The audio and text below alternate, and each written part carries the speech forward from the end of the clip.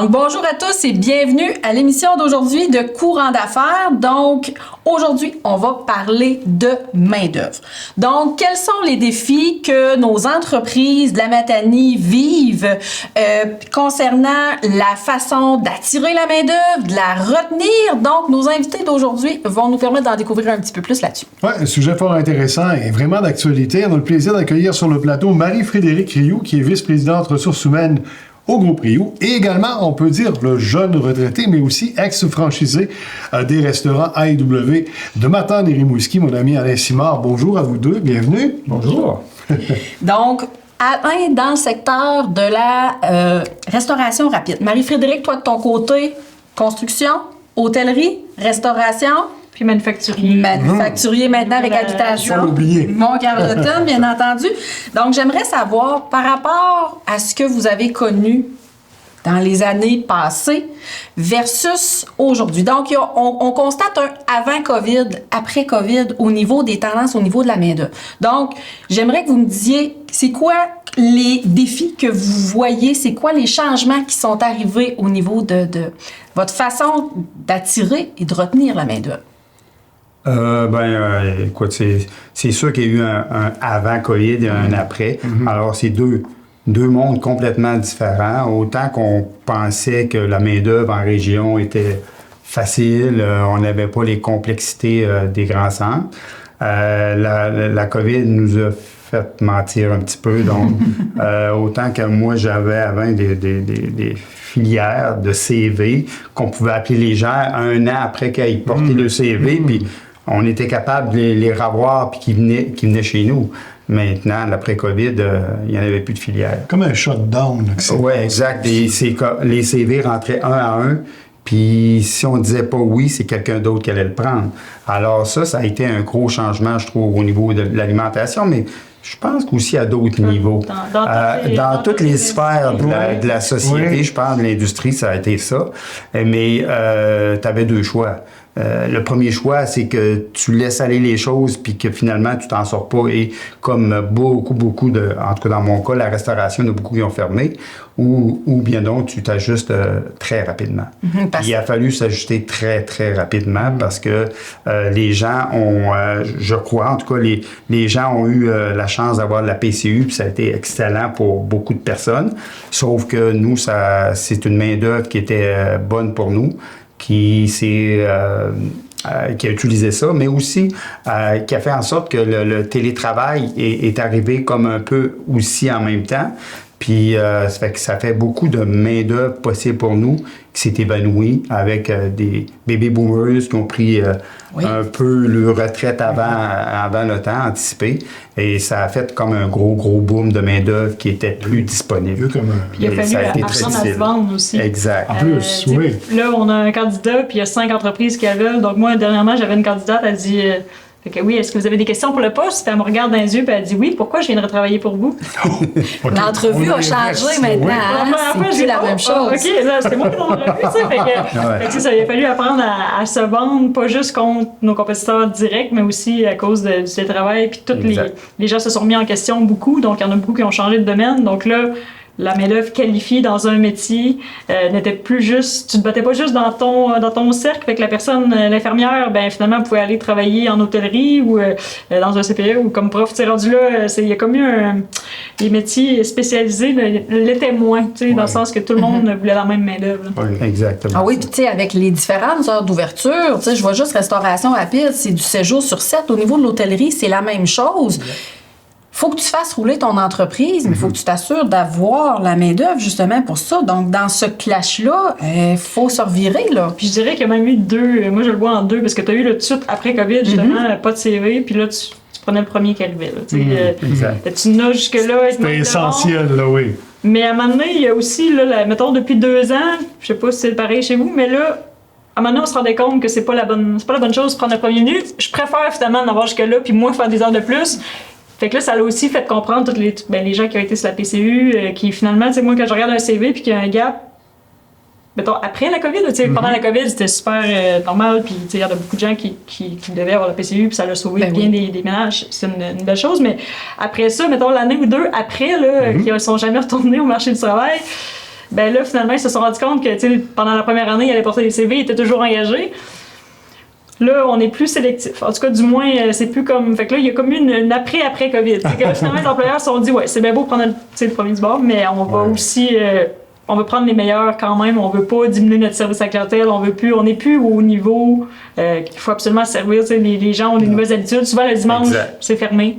On voit des restaurants fermés dimanche, lundi. Jamais qu'on aurait vu ça avant, qu'un restaurant ferme. Même pour une journée ou deux, mais même pour prendre le temps de prendre des vacances, parce qu'il y a des personnes pour remplacer les vacances. Alors, c'est ça la révolution de l'après-COVID, c'est qu'il y a des gens qui ont pris des journées de congé, en tout cas au niveau alimentaire, au niveau les hôtels et ainsi de suite.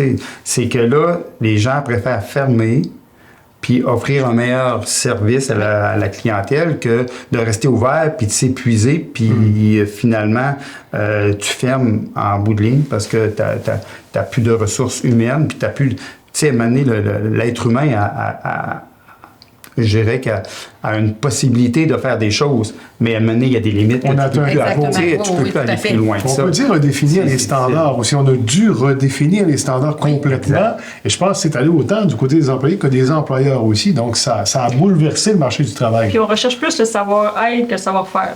Je dirais parce que la clientèle a changé aussi. On parle beaucoup de main-d'œuvre, mais la clientèle a changé. Donc, ça prend des gens qui sont plus habiles à gérer des situations, des clients pressés, des clients mécontents. Ça fait 2 ans qu'on n'a pas sorti. Là, on veut sortir, on veut avoir notre... On a oublié qu'elle veut 100% du service. C'est ça, que ça prenait 4 minutes, là, on le voit en 2 minutes. C'est ça. J'allais dire, la patience a changé beaucoup. Oui, Exactement. Il faut s'adapter. Donc, mon employé qui est en avant, nous, dans l'industrie l'hôtellerie, t'es le premier là, devant le client. Il n'y a pas un entre-deux. C'est pas comme d'une shop. Bon, il ne voit pas le client. Là, c'est le vendeur qui va plus voir le client. Mais là, ça prenait plus des gens qui étaient capables de gérer un client mécontent. Donc, ça va être plus un savoir-être qu'un savoir-faire qu'on va rechercher. Du moins en hôtellerie. Nous autres, ça a été la même chose. Parce que, tu sais, en réalité, puis si ça a amené quelque chose de positif, si on veut, les gens, dans certains cas, ont un peu plus de patience. Parce que là, étant donné qu'on est en manque de main-d'œuvre, qu'on a eu beaucoup de main-d'œuvre, là, on comprend un peu plus parce qu'il y a eu beaucoup de sensibilisation au travers des médias. Et là, les gens, des fois, oui, c'est vrai qu'ils veulent avoir le burger en 2 minutes, tu sais, ou moins si c'est possible. Mais là, ici, il y a une file d'attente parce qu'au lieu d'avoir 3 ou 4 caissiers, caissières, ben là, il y en a rien que 2 et je suis pas capable d'en avoir plus que ça. Il y a des caisses qui sont fermées, hein. Ça fait que là, les gens, ils sont... Ils comprennent majoritairement. Il y en a toujours quelqu'un qui vont s'échapper et qui n'ont pas la patience. Mais de façon majoritaire, les gens, présentement, sont un peu plus patients, mais il y a une limite à endurer la patience quand même. Puis là, le client reste le client. Exactement ça. Cette attente-là aussi. Oui, puis ça demeure que derrière le comptoir, c'est un être humain aussi. Absolument. Exact. Tout ça ensemble. À certains endroits, c'est un être humain. À d'autres endroits, c'est des machines, on va dire, des caisses autoservice. C'est ça. Il y a la robotisation qui arrive aussi. Exact. L'automatisation, ben oui. Et là, moi, j'ai une question. Là, on a passé des dernières années. On s'est rapprochés maintenant. Je vais commencer avec toi, Marie-Frédérique. Au jour d'aujourd'hui, les plus grands défis que tu rencontres au cœur de ton entreprise dans les différentes divisions pour la main-d'œuvre. Ça a l'air de quoi? Et là, si je vois ton soupir, il y a les défis, il y en a quelques-uns. Ça va être... oui. Ça va être beaucoup la fidélisation, la loyauté. Ça aussi, c'est quelque chose qui on a reconnu samedi dernier la loyauté. On a encore des personnes... Je dois me compter chanceuse, surtout en hôtellerie-restauration. J'ai des gens... On parle du gala de la chambre de commerce, effectivement. Mais oui, bien sûr, ça a été... Donc, on a encore beaucoup des madames, des messieurs qui ont 15, 20, 22, 21, 24 ans de service. Mais c'est pas la... C'est ça. Ils ont commencé il y a 20 ans. Maintenant, je lisais l'article, comptez-vous chanceux, après 3 ans, soyez heureux. Là, ils vont regarder, soyez pas déçus, soyez heureux. Fait que là, on vise du 3 ans. Moi, c'est la nouvelle façon de voir les choses. Exact. Fait que, mettons, le long terme, c'est 5 ans. Ça, c'est le long terme. Mais visons 3 ans. Fait que, fait que là, il faut toujours travailler la fidélisation, garder... Pas que les gens n'ont jamais été acquis, mais c'était plus facile. Merci, je t'apprécie, était plus reconnu. Et la mentalité de plusieurs personnes allait dans ce sens-là aussi. Je pense qu'on travaillait et on évoluait avec l'équipe aussi. Exact. Je pense, c'est sûr qu'aujourd'hui, c'est une autre mentalité, on pense différemment aussi. Là. Il y a le niveau compétition aussi à travers tout ça. Ben là, c'est ça, vu le manque de main-d'œuvre, donc là, c'est plus facile d'aller voir ailleurs. Mais sinon, bon, le recrutement en général, on se tourne vers l'immigration de plus en plus, autant bon, manufacturier que l'hôtellerie, tous les métiers peut-être qui ont besoin de moins de spécialisation ou à plus bas salaire. Donc, tu sais, il y a des métiers plongeurs dans une cuisine, il n'y a plus beaucoup de Québécois, malheureusement, qui veulent souvent c'est job étudiant. Exact. C'est job étudiant, mais là, quand les étudiants finissent les études, on n'a plus. Fait que, puis tu sais, on aime ça. Moi, j'ai toujours dit, j'ai des messieurs qui ont été là pendant 10 ans, 15 ans, que c'est leur métier, là, ben, c'est les meilleurs. Fait que, heureusement, avec l'immigration, on peut quand même aller chercher des gens qui sont passionnés puis qui sont heureux le matin de se lever pour venir faire la pompe, puis qui est un métier très important. Tu peux pas servir une assiette si c'est sale. C'est le niveau de l'engrenage, on s'entend là-dessus. C'est aussi important, le plongeur, que le cuisinier, que la madame aux chambres, que la serveuse. Tout le monde est égal. Exact. Même nous. Moi, je me dis, même nous, il faut être au même niveau parce qu'il y a été un bout... On le savait qu'on n'était plus les patrons. On était... Puis je dis ça, mais tu sais, il fallait que je fasse le travail exactement comme les employés le faisaient. Parce qu'on manquait de main-d'œuvre. Alors, puis là, je me disais, tu sais, à un moment donné, là, tu deviens à bout dans le sens que tu fais tellement d'heures, puis là, il faut que tu fasses ton administratif, il faut que tu fasses tes choses normales, mais en même temps aussi, tu vas aider à tout le monde parce qu'il manque de personnel. Fait que là, tu dis... Ça se peut-tu qu'un jour, on en revienne à que moi, je vais faire la job que je suis posé de faire comme patron, pour pouvoir faire en sorte que tout fonctionne bien. Là, tu mets un peu ton travail de côté pour pouvoir donner cette chance-là à tes employés ou à aider. Là, ça relativise le coût. Tu sais, pendant quand ça a commencé l'immigration, mettons 5 000 la tête, puis ça, c'est sans compter les frais de virement. Là, tu te dis, bon, je suis quasiment rendu à 10 000 pour aller chercher quelqu'un de l'externe. Mais après ça, quand tu mets mettons, le temps que toi, tu mets que tu n'es plus à faire ton travail, le coût que tout le monde, l'épuisement, finalement, ça vaut la peine. Puis ça crée, moi, ce que j'aime, ça crée une diversité. À m'entendre, c'est beau dans la ville, je trouve ça super beau de voir des familles. Mes enfants à l'école, ils ont des amis de différentes nationalités. C'est vrai. Bon, enfin, nos enfants, c'est pas la première fois qu'ils voient quelqu'un d'ailleurs. Ils sont habitués. Fait que ça amène une diversité, un dynamisme à la ville. Puis dans le travail, parce qu'ils amènent des nouvelles techniques, ils amènent. Leur connaissance aussi. Hein? Puis ce qui amène surtout, en tout cas, moi, je suis encore épaté de ça. Là, je suis à la retraite, mais je suis encore épaté de voir ça parce que de temps en temps, je vais à Rimouski, de temps en temps, je vais à Matane. Tu sais, je vais voir ça, mais ces gens-là, ils ont le sourire inéteint. Tout le temps. Ils sont tellement reconnaissants que toi, t'as pris le temps de les faire venir et ainsi de suite. Et puis, ils font un travail incroyable, puis ils sont dédiés à leur travail. Puis ils sont heureux, puis honnêtement, là, moi, je considère que ça m'émeut parce que, tu sais, je me dis, c'est comme on le sauve la vie, puis on oublie à quel point, comment c'est important ce travail-là, puis qu'eux autres nous le rendent, là, puis je me trompe pas en disant qu'eux autres, on leur sauve leur vie. Aussi. C'est la reconnaissance. Ils sont reconnaissants, puis ils deviennent fidèles à toi. Parce les collègues sont aussi heureux parce qu'ils ne volent pas des jobs aux Québécois. Là, non, je veux dire, dans nos industries, restauration, hôtellerie... On s'entend que les postes sont libres. C'est ça, ils prennent pas de CV. Oui. Fait que l'équipe sont juste contents comme enfin, on a des gens qui nous aident, qui ont le travail. Puis, donc, avec la génération que ça fait 20 ans qu'ils font le travail puis que c'est vraiment un métier, tu sais, à cette heure, plongeur, c'est putain un métier pour certains. Mais c'est un métier, puis eux, ils le voient comme un métier. Fait que là, ça motive les personnes qui sont là dans le bruit depuis plus longtemps, qui font enfin quelqu'un qui valorise mon métier comme moi, je l'ai valorisé pendant toutes ces années-là. C'est ça. Ça amène un effet motivateur pour tout le monde aussi. Ça amène une énergie qu'on avait perdue. Puis la COVID a fait en sorte qu'il y a beaucoup de choses qui se sont éteintes. Puis là, on dirait que la flamme s'est rallumée. C'est bien. Puis ça a donné le goût à beaucoup de gens qui étaient à l'emploi à nous d'avoir plus de motivation parce qu'on dirait que la motivation est tellement devenue basse. Puis nous autres, on a beau les encourager et ainsi de suite, mais ça devenait très difficile parce que nous autres, là, quand on en revient chez nous, là, quand on a le temps d'en revenir chez nous, quand vous dormez pas, je me souviens qu'il y a des moments où je couchais carrément au restaurant sur des banquettes parce que j'avais pas le choix, tu sais. Puis c'était comme ça, là, tu sais. Et puis ça a redonné le goût. Puis là, le momentum est reviré de bord, je dirais. Là, puis là, on est dans des périodes je trouve que cette qualité de vie-là qu'on retrouve chez nous aussi, qu'eux retrouvent aussi, je pense que tant mieux, c'est dynamique et c'est bon pour tout le monde. Et c'est surtout, vos paroles sont vraiment inspirantes parce que on se dit que c'est tout ça, le tissu à travers tout toute l'économie de la MRC. Puis il faut y mettre du sien. Oui, la barrière de langue, c'est pas facile. On va aller chercher 5 Philippins ou 5 Mexicains, puis ça va. Bon, mais fait qu'il faut que l'entrepreneur y mette du sien, mais c'est payant. Moi, je pense qu'on l'a vécu. Puis oui, il faut apprendre une langue ou utiliser les outils. Parler à l'équipe que, je veux dire, on se cachera pas là dans le sable que le racisme n'existe pas. Il y en a, puis il y en a qui vont faire des commentaires désobligeants, il y en a qui veulent pas les accueillir, il y en a... Fait que oui, ça faut créer un climat de confiance, parce que ces gens-là nous font confiance, mais ça vaut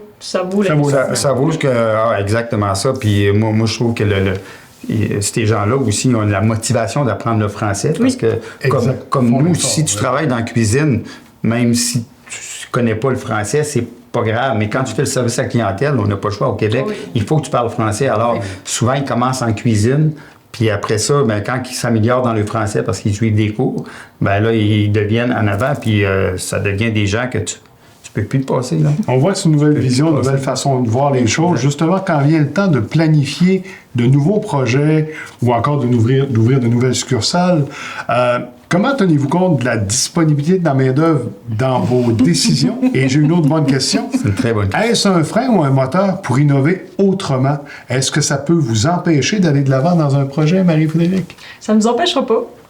C'est sûr que ça ne sera pas un frein. Pour ceux qui connaissent mon père, il n'y a pas grand frein. Les ont perdus. Non, mais je pense que c'est pas un frein, mais ça va nous faire... On va le regarder autrement. C'est bon, ça, c'est mon rôle au RH. Mais oui, il va falloir être innovant. Donc, exemple, dernièrement, on a acquéri un hôtel dans une ville en Gaspésie, donc moins de main-d'œuvre que si on était à Montréal. Oui. On l'a planifié. Quand on a acheté l'établissement, on a aussi acheté un deuxième bâtiment un peu plus loin pour héberger des employés. Donc, nous, chaque établissement, dans chaque ville où est-ce qu'on est présent, on a un bâtiment qu'on est propriétaire pour héberger les gens. Donc là, ça me permet l'été, tous des étudiants ou des gens de Montréal, des jeunes, mais ils viennent, sont hébergés gratuitement, fait qu'ils n'ont pas à se préoccuper de leur loyer. Ils aimeraient ça venir vivre l'expérience gaspésienne de Bas-Saint-Laurent, mais là, ça coûte. Fait que moi, écoutez, venez vivre une expérience, on repère, on vous loge. Fait que faut juste innover. Fait qu'on va pas s'arrêter, mais il faut le penser, parce que c'est sûr que si je faisais rire ma collègue quand je me préparais, puis je disais, oui, on va aller à une ville, là, dans le fin fond du Grand Nord, puis il y a 3 habitants, tu sais. Ouais, je vais peut-être pas dire on y va, mais je vais dire oui, on va y aller, mais on va se construire un bâtiment pour. Mais c'est la réalité d'aujourd'hui quand même, à ce niveau-là. Là. C'est la réalité d'aujourd'hui, puis il y a beaucoup un peu comme Marie-Frédérique a dit, il y a beaucoup de commerçants ou de franchisés qui ont acheté des blocs appartements pour justement faire venir des gens, des travailleurs étrangers pour pouvoir permettre de les héberger, parce que moi, à Rimouski, je l'ai fait venir 12 Philippins et Cambodgiens, puis au total. Puis, écoute, j'avais pas l'idée d'acheter un bloc appartement ou ces choses-là, mais parce que je savais que je m'en allais vers la fin, alors je voulais pas trop investir là-dedans non plus. Mais écoute, j'ai travaillé fort pour trouver, parce qu'à Rimouski, c'était quasiment difficile d'avoir des appartements. Alors, c'est les contacts des gens de Rimouski que j'avais qui me permettaient d'avoir des appartements pour 1 ou pour 2 ou pour 3, mais puis on peut pas les faire venir si on n'a pas d'adresse. C'est carrément ça. Là, je pense que les contacts, c'est de faire des liens. Bon, c'est sûr que maintenant, on connaît pas mal tout le monde, mais aussi quand il y a des périodes plus creuses, là, nous, faut leur garantir des heures. On s'entend, tu fais venir quelqu'un, c'est tout des temps pleins. Que ça soit du 40 heures. Mais là, avec la saisonnalité, des fois, il faut planifier. Moi, ça m'est déjà arrivé d'appeler un collègue dans un autre domaine. On se partage dessus. C'est que la main-d'œuvre partagée. Mais ça, c'est une autre réalité aujourd'hui. C'est une autre réalité qu'avant, j'aurais dit, c'est mes employés. C'est à moi. C'est ça. Non, mais on comprend. Mais c'est vraiment une réalité. Parce qu'on comprend aussi, si on donne la restauration ou hôtellerie, on sait que janvier est différent de juillet ou on n'est pas au même endroit. Je vous amène sur la question de salaire, parce que aussi c'est intéressant. Qu'est-ce qui, selon vous, fait vraiment la différence pour fidéliser les employés? Et comment créer un sentiment d'appartenance vraiment durable, stable, dans un contexte où tout le monde, finalement, cherche du personnel? Au-delà du salaire. Le salaire, ça a toujours été une pierre angulaire, mais en restauration, c'est pas réellement compliqué. tu peux pas donner le salaire d'un professionnel à quelqu'un qui travaille dans les cuisines. Même ton chef, ça devient difficile parce que les gens, ils voudront pas payer, je sais pas moi, 20$ pour un hamburger. Là. Mais il a bien beau être bon, puis bien monté, puis tu sais, toute la belle apparence.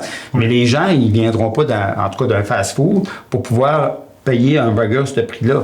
Alors, et c'est toujours relié intimement au salaire aussi. Puis les gens ils disent « Ah, vous devriez donner plus à vos employés. » On voudrait bien, mais à l'inverse, est-ce que vous voulez payer beaucoup plus cher? Oui. Alors, puis c'est pour ça que ça devient difficile présentement, c'est que là, l'épicerie est tout à monter. Donc, au niveau de la restauration, c'est la même chose.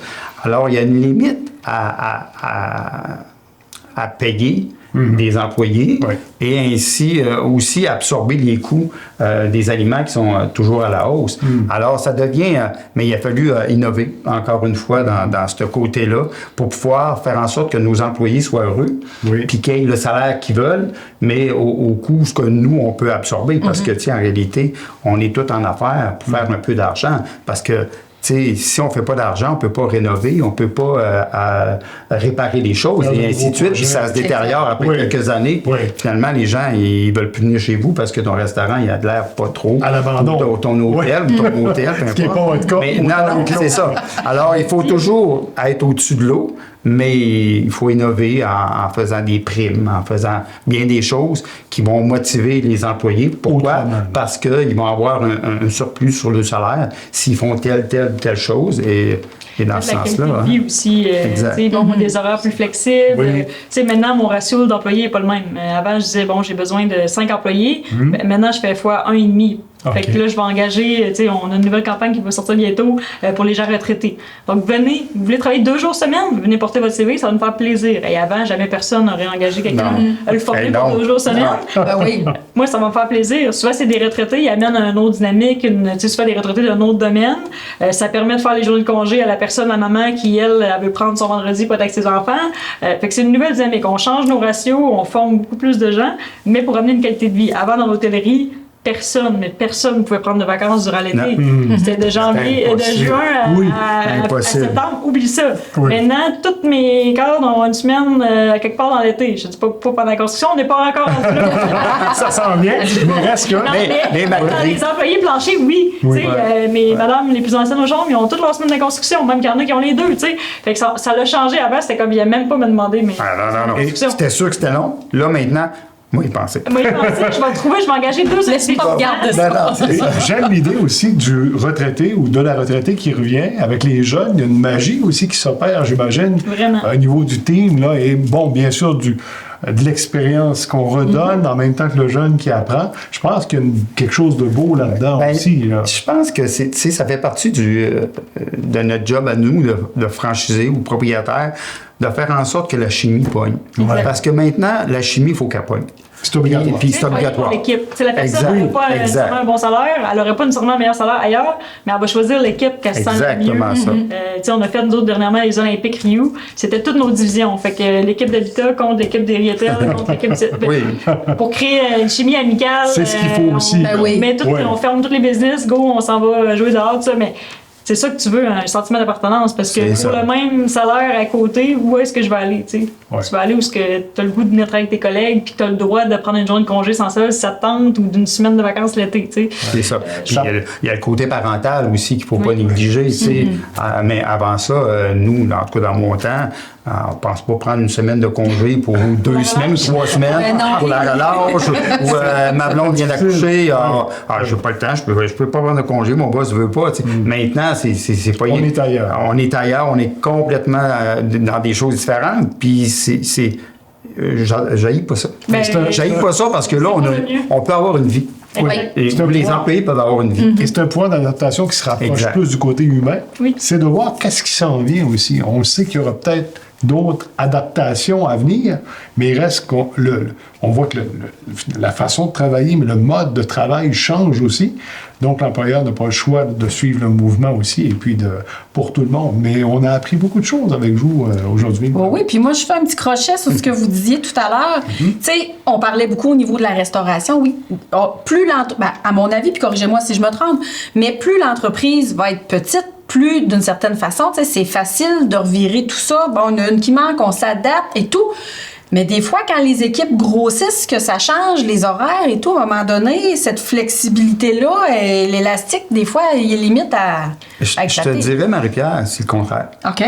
Plus l'équipe est petite, plus c'est difficile. OK. Parce que les gens qui sont en place, c'est difficile de prendre des congés parce que si tu es 2 ou 3, s'il y en a un ou une qui manque, ça devient difficile de fonctionner. Okay. Tandis que si tu es 30 ou 40 personnes, s'il en manque une ou deux, ça paraît moins. Ça paraît beaucoup moins. Okay. Puis l'ajustement est beaucoup plus facile, justement parce que tu as des gens pour remplacer. Là, puis la force dans ce du sens-là. groupe, je sais pas, mettons, Rimouski, si vous prêtiez la main-d'œuvre, mais tu sais, nous, même en 4 hôtels, mais aussi même les autres divisions. Tu sais, je me rappelle à un moment donné, on manquait de personnel pour faire les chambres. Puis on avait envoyé un courriel dans toutes nos divisions. Tu sais, que tu sois cimentrice, chargée de projet dans la construction, charpentier, peu importe. Vous voulez faire un peu de temps supplémentaire, là, ben venez donner une journée complète, faire du méthode de ménage. C'est ça.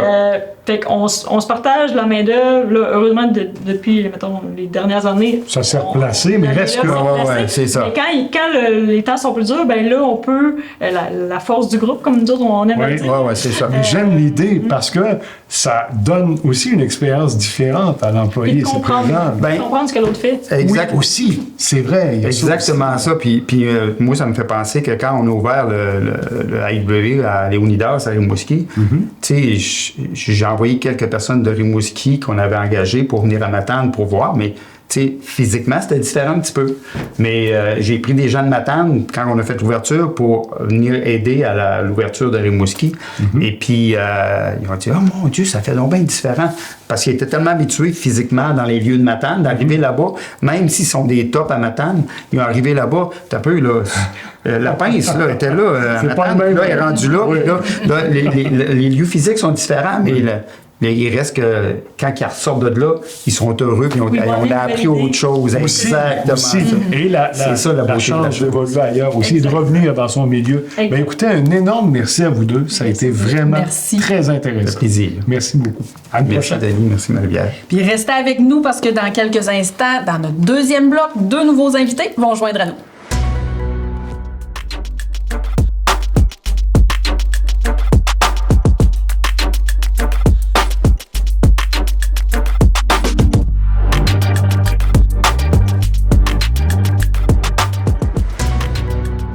Pour le deuxième segment de Courant d'affaires, on a le plaisir d'accueillir Hélène Gagné, coach en ressources humaines, et Joël Bernier de Construction Nettoyage STB. Bienvenue à vous deux. Bonjour. Bonjour. Bonjour. Donc, Joël, ton équipe et toi, dans les dernières années, vous faites du partage. Vous avez commencé à faire du partage de main-d'œuvre.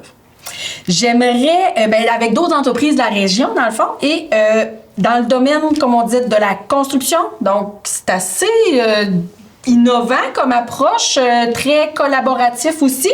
Donc, peux-tu nous expliquer comment l'idée est née du partage d'entreprise, puis comment ça fonctionne concrètement sur le terrain? Bien, c'est sûr que, surtout en construction, c'est plutôt inusité parce que la construction, comme vous savez tous, les gars, il y a eu des temps beaucoup plus durs, puis que ça voyageait d'une entreprise à l'autre avec aucune appartenance. Moi, quand j'ai arrivé, ça va déjà faire 15 ans, ben on était tout petits à ce moment-là, puis je tenais à créer ça, cette appartenance-là. Ça fait que ça a été rapidement, puis comme on sait tous, ça va vite. Puis il y a 6-7 ans, on savait que la main-d'œuvre, ça serait déjà plus compliqué. On voyait ça venir. Exactement. On voyait ça venir.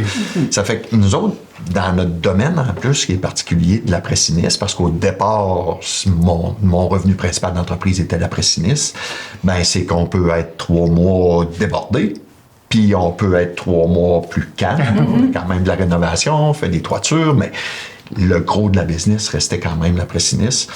Ça fait que j'ai toujours eu une super de bonne collaboration avec Charles-Éric Gauthier de CEG et Concept Mat. Fait que c'est avec lui le premier entrepreneur que j'ai parlé de ça. Travailler de partenariat. Quand j'ai des roches, lui, Charles-Éric, ça prend des entreprises qui sont connexes, mais en même temps, Pas qui sont pareil. exactement, qui sont pas dans le même. Moi, je dis souvent, la compétition, j'aime pas ça. La compétition, c'est correct, ça en prend, ça nous permet d'être meilleur, mais dans la vie de tous les jours, il y a beaucoup de place à la collaboration qu'à la Exact. compétition. Oui. Fait que Ce qui ne se Charles-Éric- faisait pas avant, Joël, aussi, il faut le dire. Exactement. Oui. Exactement. Il faut voir autrement. Et ça, exactement, le voir autrement. Puis Charles-Éric, ben, c'était la personne en qui j'avais énormément confiance. C'est un gars qui est qualifié, qui est structuré, qui j'ai appris énormément avec lui. Ça fait que non seulement il m'a fait progresser comme entrepreneur, mais c'est avec lui, mais ça prend une relation de confiance Le respect incroyable. mutuel, là, oui. Le respect, parce que l'employé, quand on dit c'est toujours plus beau dans le cours du voisin, c'est qu'au début, tu te dis STB, c'est plus tranquille, STB aurait besoin de toi pour un mois. Puis après un mois, ben normalement, après un mois, je suis tout le temps fin, hein, c'est le fun, c'est nouveau. Fait que là, C'est encore les c'est débuts. là. Ben, C'est exactement. ça. Fait que je dirais que c'est ça le plus gros lien, mais ça m'a permis, de développer le côté immobilier. Puis, quand j'ai des gros, comme là, j'en avais un en jeu, là, on a fait un 6 logements que les gens me disaient, ouais, tu fais 6 logements, c'est pas toi qui le construis. Je dis, ben oui, c'est moi qui le construis, avec l'équipe de CEG. Sinon, je n'aurais pas pu le faire, ce 6 logements-là. Fait que ça me permet de faire un 6 logements qui est livrable au 1er décembre, qui n'est pas dans la nature de tous les jours, le prix immobilier là, mais ça a fait numéro 1. Mais le point le plus important, confiance. Le respect, oui. Puis, même si on est tous les deux en construction, on est quand même dans des domaines différents. Je n'irais pas soumissionner sur le job commercial du Nord à Charles-Éric pour ça. Là. Ben oui. Oui. Puis lui, ben, cette année, ça tombait que c'était un bon fit pour lui, mais on se parle depuis décembre. T'sais, on peut pas faire du partage, mais en se parlant, parce qu'il y en a plusieurs autres avec qui Ben j'ai oui. parlé, on peut pas se parler le jeudi et dire « T'aurais-tu 2 gars à me prêter lundi? » C'est pas comme ça que ça marche. 6 mois Ben, d'avance, c'est ça, là, tu sais, il y a des Mais contrats en cours, là. l'entreprise avec qui j'ai eu une rencontre puis qu'on s'est parlé une couple de fois, j'ai dit là, c'est pas comme ça qu'on peut procéder. Mais ça a amené des discussions que j'aurais jamais pensé avoir avec cet entrepreneur-là. Puis la porte n'est pas fermée. Là, il a compris que, ouais, OK, je comprends. Tu sais, je peux pas t'envoyer des gars pour te dépanner car moi, mais avec Charles-Éric, depuis décembre qu'on parle de ça, puis on s'en parlait en février, puis on s'en parlait en mars, puis en avril, j'ai dit, oui, go, je suis prêt, on le fait. Puis ça fait que mais c'est les points à retenir, c'est vraiment respect puis communication. Ce que je trouve beau aussi, c'est pour l'employé, vraiment, on lui offre la chance de se diversifier, peut-être d'apprendre aussi, ça l'amène ailleurs, et de revenir aussi à son point de départ, assurément, mais c'est bon pour les deux entreprises aussi, là. Vraiment, puis nous, justement, ça, c'est un point que j'ai, là, parce que au 6 logements, c'est que j'ai 2 menuisiers d'expérience, un de STB, parce que là, il en reste juste 2. Okay. C'est un de mes menuisiers d'expérience chez STB, puis le menuisier qui a le plus d'expérience chez CEG, qui sont ensemble. On arrive le matin, puis on se parle les trois, puis moi, d'habitude, je fais ça de même. D'habitude, je fais ça de même. Ah, je n'avais jamais vu ça de même. Ben J'ai oui. appris des affaires, là, en faisant le 6 logements, que j'avais jamais vu avant. C'est un partage de connaissances aussi qui s'amène là directement. Exactement, puis qu'on est capable d'échanger puis de développer ça, ensemble, puis finalement. d'apprendre à connaître d'autres personnes. Ben Puis, oui. tu sais, de voir mes forces à moi, mes faiblesses, puis les forces et les faiblesses de l'entreprise d'où il vient. C'est un peu comme une équipe de hockey. Exactement. Hein? On regarde ça Exactement. pour Ouais. quelqu'un qui connaît bien le domaine. donc on s'entend Exactement. là-dessus. Ça amène une Vraiment. perspective différente. Des fois, tu sais, on a le nez collé dans ce qu'on fait à tous les jours. Hein? Fait que de se décoller puis d'amener une vision qui est différente de la nôtre, mais des fois, comme tu disais tout à l'heure, oh, j'avais jamais vu ça comme ça. Attends un peu, je vais essayer ça aussi. Ouais. Puis des fois, ça nous fait juste nous ouvrir les yeux un petit peu plus grands, Exactement. nous emmener d'autres possibilités. Et justement, qu'est-ce que cette collaboration a changé pour ton entreprise et pour les autres partenaires, autant, là, disons, sur le plan opérationnel qu'humain? Est-ce qu'il y a des leçons d'autres entrepreneurs que d'autres entrepreneurs pourraient tirer de cette belle expérience-là? Oui, ben je pense que, comme je disais tout à l'heure, la plus belle réussite de tout ça, c'est que ça permet de faire des projets de plus grande envergure. Tu sais, moi, quand même, là, tu sais, je pense pas que je serais parti à faire l'immobilier d'où j'étais il y a 7 ans, à faire un parc de 20 millions comme on a fait. Des gros projets. là. Seul, je pense pas que j'y aurais arrivé, là, parce qu'au moment où on a fait les 2 premiers 12 logements en 2020, arrivait la pandémie. Oh, surprise! Honnêtement, on ne savait pas comment on allait s'en sortir. Le prix de la structure du 12 logements a doublé. Il était rendu à les montrer. Les fondations étaient faites, on les doublait le prix. Et puis là, quand je dis la relation de confiance, là, Charles-Éric m'a aidé dans tous les sens. Autant pour le montage, pour les frais financiers. On n'était pas préparé à ça. Là. Puis, comme une tempête. C'est vraiment d'amener... Ça a vraiment amené... Cette collaboration-là avec Charles-Éric, c'est pas compliqué, ça a vraiment amené STB à un autre niveau. En échangeant pour toutes sortes de raisons. C'est inspirant. C'est vraiment inspirant pour d'autres entreprises aussi qui peuvent parfois dire peut-être qu'on pourrait essayer d'aller vers ça. Puis je l'ai fait avec une autre entreprise, puis ça me fait plaisir de le nommer. Je l'ai fait avec René Bouchard de CRB, avec un employé à quelques occasions.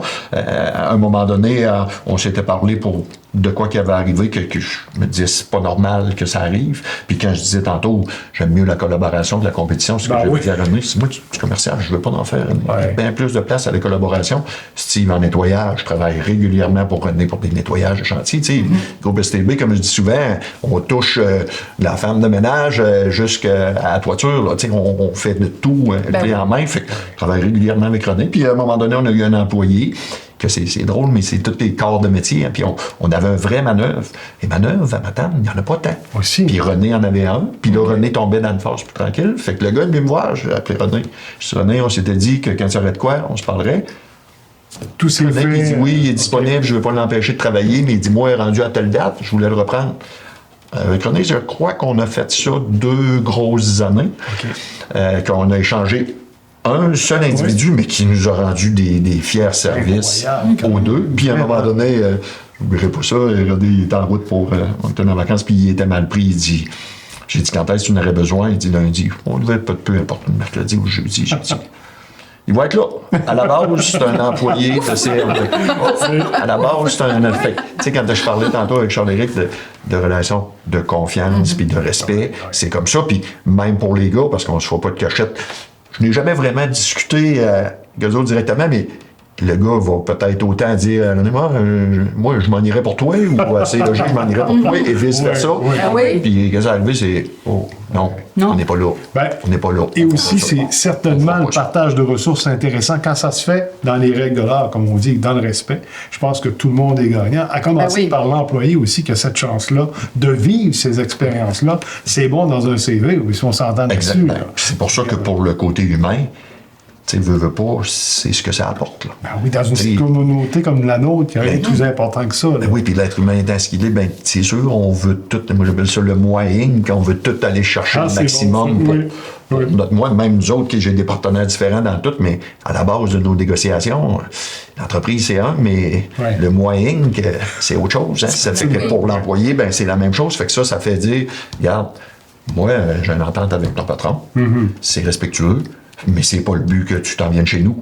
Parce que j'aimerais ça. J'aimerais pas ça, je te prendrais demain matin. Mais c'est pas le but de ce qu'on a commencé, puis c'est pas le but de le faire. Fait que, tu sais, des fois, surtout en construction, c'est tout un petit peu plus rough.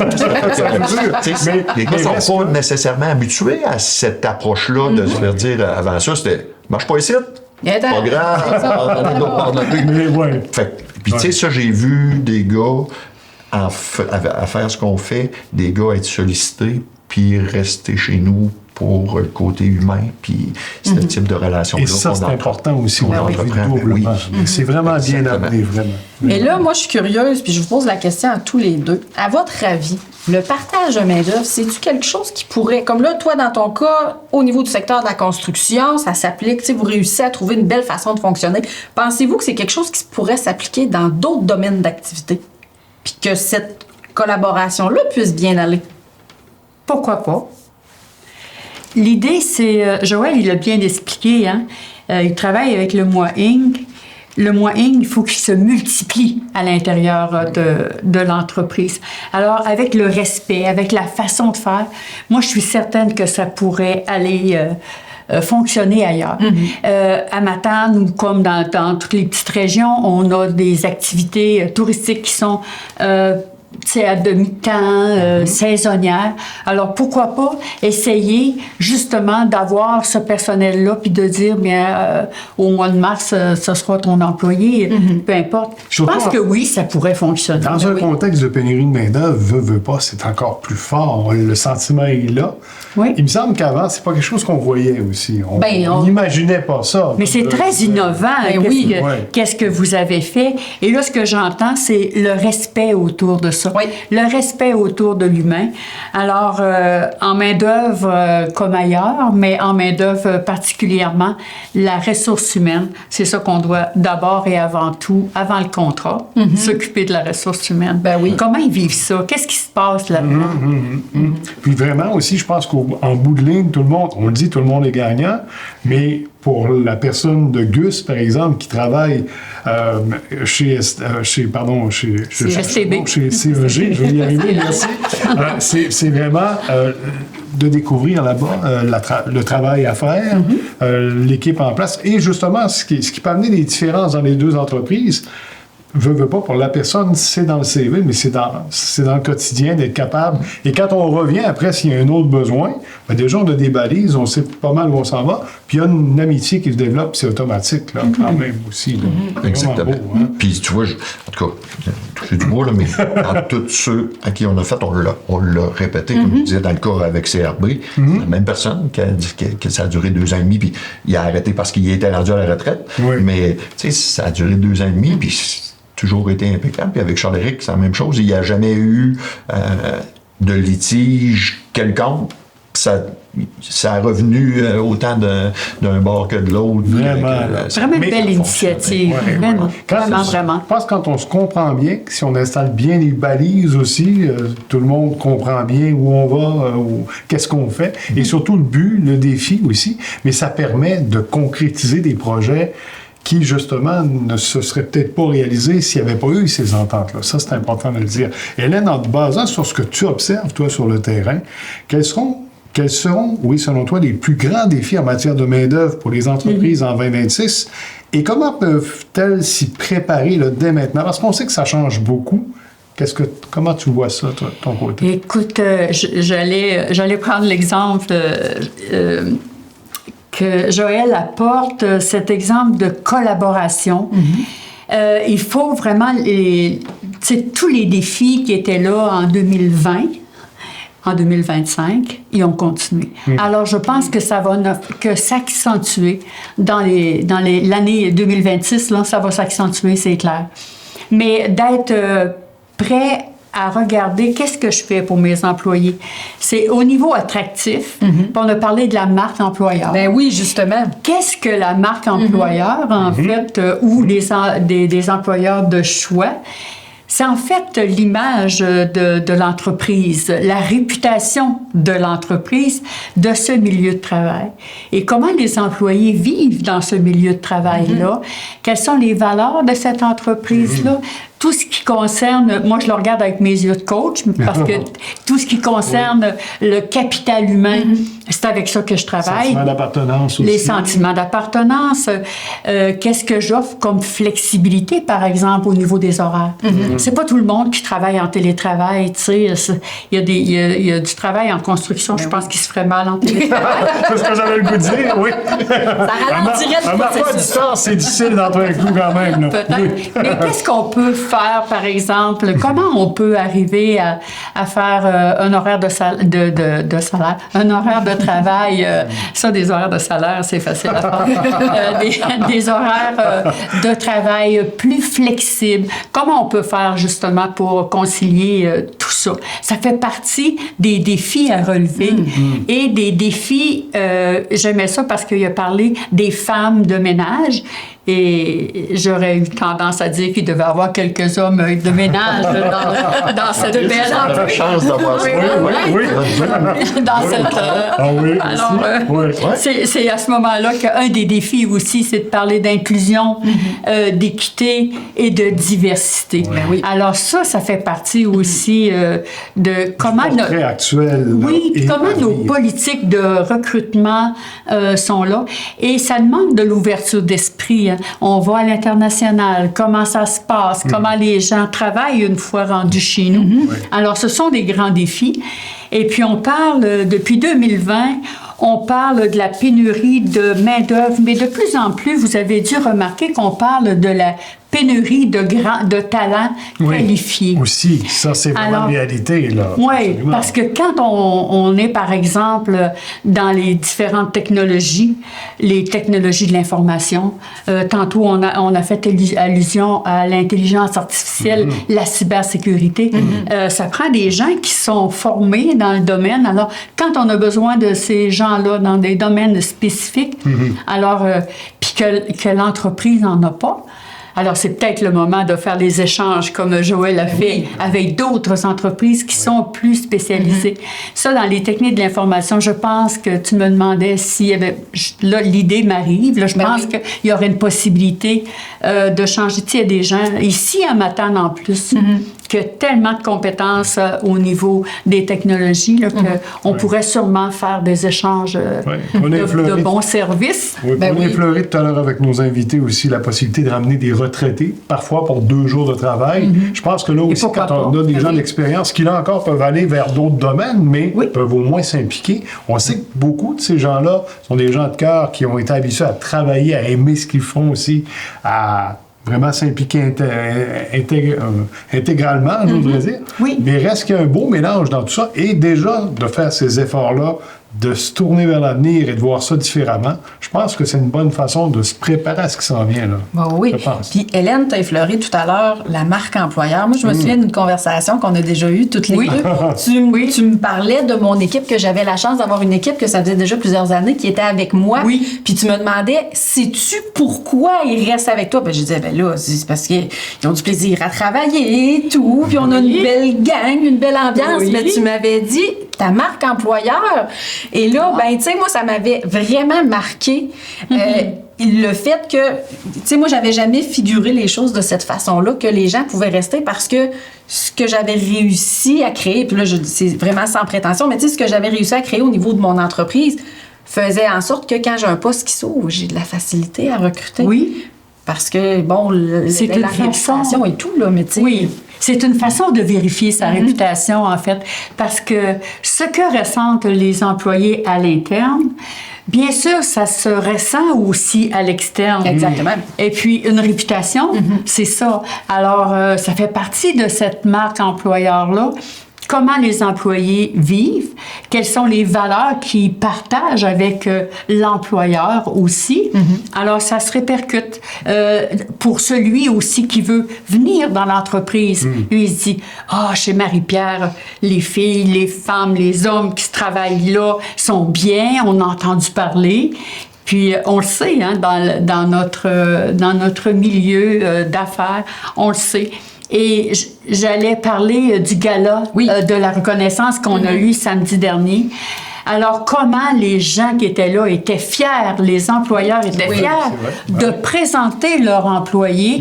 Et je suis certaine que des employés auraient été capables de nommer, de reconnaître des employeurs de choix à ce moment-là, à ce moment précis. Moi, je pense que comment c'était beau, cette relation-là. Ça montre à quel point, souvent, on dit qu'on est en famille dans un travail. C'est vrai, on a nos familles chez nous respectives, mais reste qu'au travail, on a ces gens-là. Aujourd'hui, on partage beaucoup avec ces gens-là. Littéralement plus de temps qu'on passe au travail qu'avec nos familles. Qu'avec nos proches.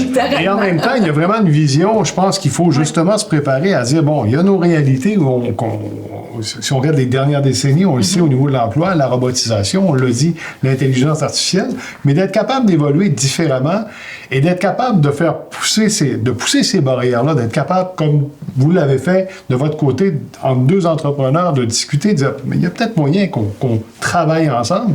Peut-être que parfois ça marche pas, mais c'est une preuve que ça peut fonctionner. Donc, je pense qu'il y en a qui nous regardent et qui se disent, moi aussi, je vais prendre le téléphone ou je vais aller voir mon voisin pour me jaser certainement. Hélène, quel conseil aurais-tu à donner aux entrepreneurs, tous milieux confondus, qui ont des enjeux de main-d'œuvre? Qu'est-ce que tu aurais à leur dire, justement? En fait, j'aime beaucoup la question avec le mot « conseil ». Oui. Parce que les coachs... l'ensemble des coachs, on privilégie beaucoup l'accompagnement par le questionnement. Par exemple, qu'est-ce qu'on peut faire? On a parlé beaucoup de capital humain. Vous comprendrez que la réponse est à l'intérieur de ce capital humain-là. Mais quand j'entre en entreprise, l'entrepreneur, c'est l'expert. Il sait où est-ce qu'il va. Il sait qu'est-ce qu'il veut aussi. Il sait aussi qu'est-ce qu'il est capable d'essayer, puis qu'est-ce qu'il n'a pas encore essayé. Alors moi, je suis dans ce questionnement-là. Comment on pourrait mettre sur place, par exemple, des horaires plus flexibles pour des gars sur la construction? Là, ça demande des grandes réflexions. Mais je suis certaine que Joël a tellement d'initiatives. Il va me trouver une réponse. Qui cherche encore, mais c'est quelque chose. Une réponse. Mais l'expérience employée qu'on appelle. On a la marque employeur, mais il y a l'expérience employée. L'employé qui est reconnu. On parlait de reconnaissance. L'employé qui est reconnu, il signe automatiquement un engagement avec son entreprise. Parce que le cœur y est. Puis il y a une chose qu'on néglige peut-être de dire, mais puis je suis certaine que tu vas être d'accord avec moi, quand on dit que les gens sont bien quelque part, le climat de travail est sain, on est capable d'avoir du plaisir, on est capable de s'exprimer, on est capable de vivre une bonne collaboration. Il y a un élément qu'on oublie et c'est la performance de l'entreprise. Quand ces gens-là sont bien, alors ils signent l'engagement. Et l'engagement, ça donne vraiment la rentabilité de l'entreprise et je pense que j'irais même jusqu'à la pérennité de l'entreprise dans certains cas. Alors, l'employé qui est là mérite la confiance et puis c'est bénéfique pour l'employeur. Ça, c'est sûr. D'atteindre aussi en groupe ces objectifs-là. C'est là qu'on sent qu'on est tous ensemble. Oui. Là, je sens que Joël, il veut répliquer là-dessus. Oui, vas-y, Joël, je t'écoute. C'est même pas une réplique, hein, c'est vraiment une confirmation. Parce que on parlait de la recette pour les gars. Les gars, à un moment donné, nous ont approché et on veut faire 4-10 heures. Oui. Bon, 10 heures, c'est la construction. C'est difficile. C'est quelque chose. Tôt le matin, tard le soir, les gars travaillent physiquement. Les journées chaudes aussi, là, oui. Toutes les conditions, c'est pas facile. Nous avons demandé 10 heures, j'étais très sceptique à ça de donner du rendement pendant 10 heures. Depuis qu'on fait ça, parce que j'ai dit, on va l'essayer, on va le voir. Depuis qu'on fait ça, nos gars, reviennent le lundi matin, super heureux. J'en ai encore qui viennent prendre un café quand même à 6h30 à soir parce que les autres s'ennuient. Ça, c'était incontournable, oui. Ça a été vraiment un point dans l'entreprise qui vraiment a fait une différence. Puis oui, pour le rendement, systématiquement, c'est mieux. Puis exceptionnellement, on est en montage. Puis j'ai déjà demandé à un gars vendredi, veux-tu faire? Oui. Pas de problème. Parce que ça fait 1 an qu'ils ont vu vendredi, 2 ans. Ça revient à tout ça. Puis pour ceux qui ne savent pas, hein, Hélène, parce que j'ai dit à Marie-Pierre en fin de semaine, Hélène, c'est ma coach d'entreprise. Et des fois, c'est ça qu'on avait le match d'invités parfait. Si j'ai appris à être rendu l'entrepreneur où je suis, oui, en collaboration. Un petit peu d'Hélène là-dedans, comme on dit. Un petit peu, beaucoup. J'ai même avancé jusqu'à 50% samedi quand je l'ai vu, parce que je pars de très loin. Hein. J'ai déjà dit à un gars-là de la Chambre de commerce, merci à tous ceux qui se demandaient ce que j'allais faire en construction, ça me motivait. Mais la motivation était passée. Voici la bougie d'allumage. Oui, carrément. Fait que tout ce qu'on parle là, ben, c'est des choses que j'ai pris le temps. Puis quand Hélène disait, j'étais en mode question, mais pourquoi tu te sens comme ça, Joël? Pourquoi tu as ce symptôme-là? Pourquoi ça? Pourquoi ça? Ben ça, ce que ça fait, moi, quand je me présente sur un chantier, ben, capable de dire pourquoi c'est comme ça maintenant. Ben oui, absolument. C'est quoi qui va pas? Oui.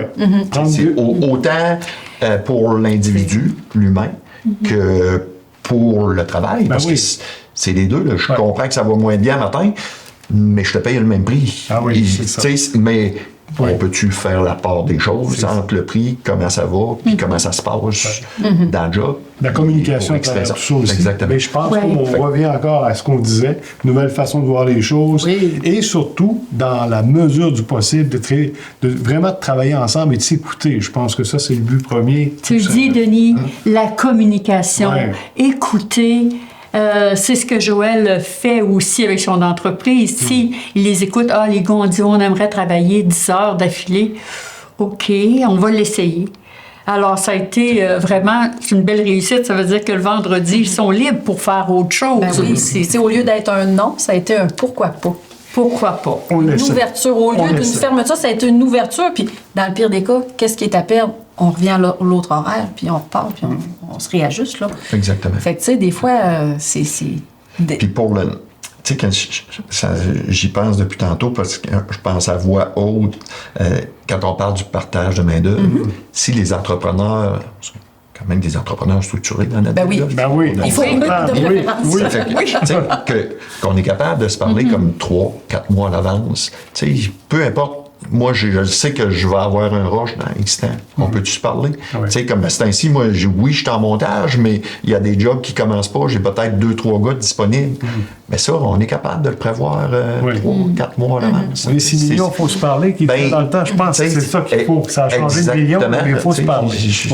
Puis on en a plein, là. Tu sais, je regarde François avec les habitations à Mont-Carleton.